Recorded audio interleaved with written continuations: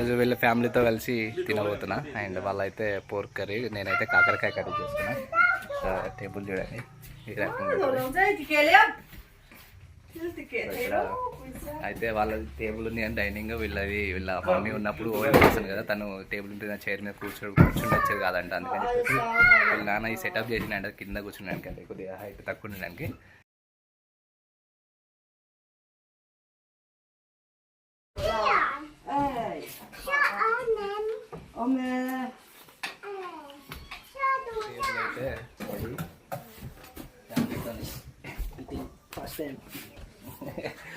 This is very good.